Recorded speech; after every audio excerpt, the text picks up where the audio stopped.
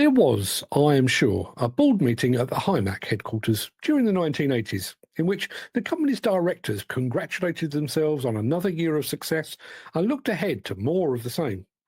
By 1993, Hymac had gone the way of the dodo.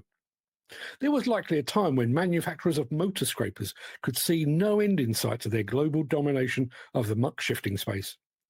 Aside from a recent semi-resurgence, scrapers are now about as current as flare trousers and glam rock.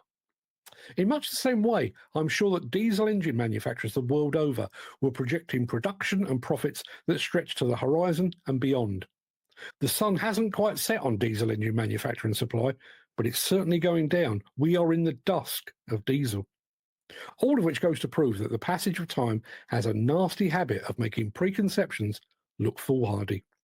Now, before we go on, I'd like to tell you a very quick story. In 2007, I was invited back to be the guest editor of Plant Manager's Journal, the magazine I'd left, 17 years before. It was supposed to be a one-off issue, but I ended up staying for 6 months. During that time, the publishers asked how I might improve their magazine. I told them they needed to start publishing online and to embrace video.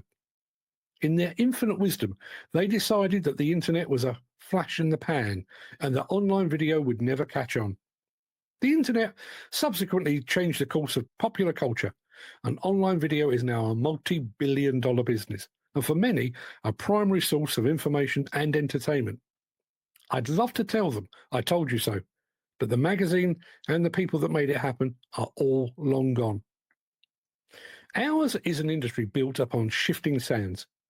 It doesn't seem that long ago that all the major civil engineering firms had their own massive plant fleets and employed hundreds of men to operate their machines.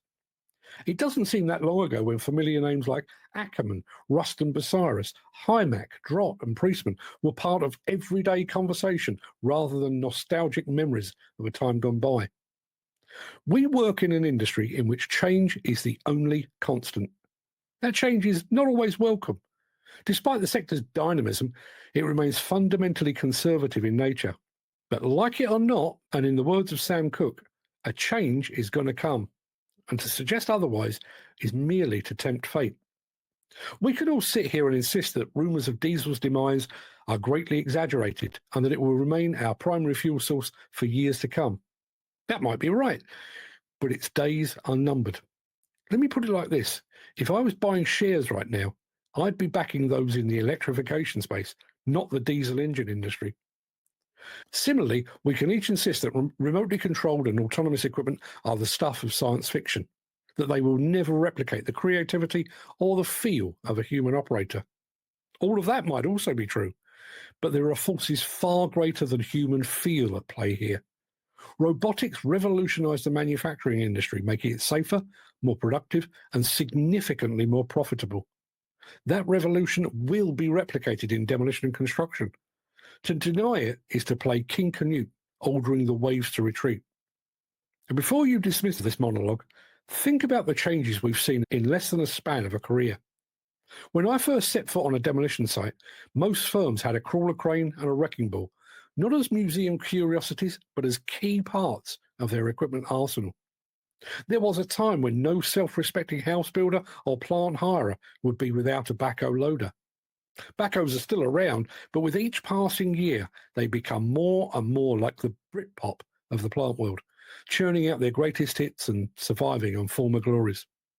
Change is inevitable. You can dig your heels in as hard as you like, but it's going to happen.